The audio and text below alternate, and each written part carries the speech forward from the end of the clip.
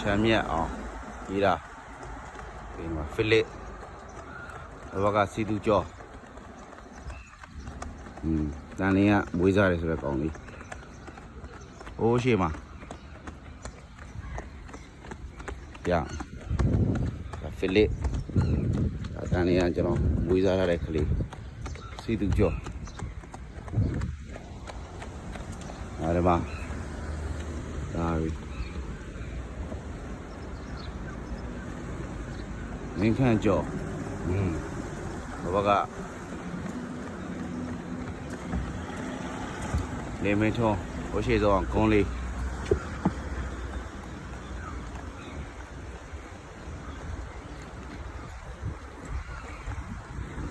ဒီလား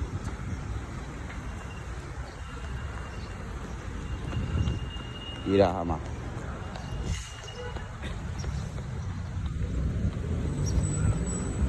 ဒီလားမလျှော့နဲ့အမနေမင်းထုံးနဲ့ကုန်းလေးနဲ့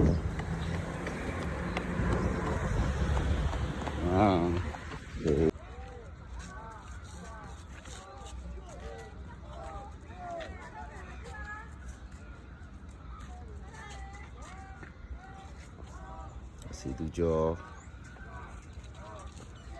မင်းခန့်ကျော်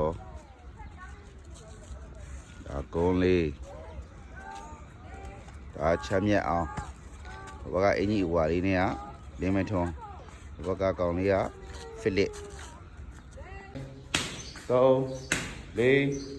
5ဘတ်1 2 3 4 5ဟုတ်ပြီကျွတ်နောက်တစ်ယောက်1 2 3 4 5ဒီဘက်က1 2 3 4 5ဝင်း1 2 3 4 5ချိန်1 2 3 4 5နောက်တစ်ယောက်1 2 3 4 5နောက်တစ်ယောက်1 2 3 4 5โอเคမင်းတို့ကန်ထားတာဘယ်သူလဲပြောဟမ်ခေါင်းလေးအဲ့တော့မင်းတို့သူ့ကိုဗာပြန်တော့အောင်လဲအေးဟုတ်ပြီမင်းတို့ခေါ်လုံးပြကန်ကဲကန်ဟိုဘယ်သူကန်မင်းကန်တော့တစ်ဖက်5ချက်ဒီတို့တဲ့လာရဲ့တော့ပါနားတော့ပါအေးနေတော့ဒီငါပြေးကန်နိုးဝလာခဲ့တာ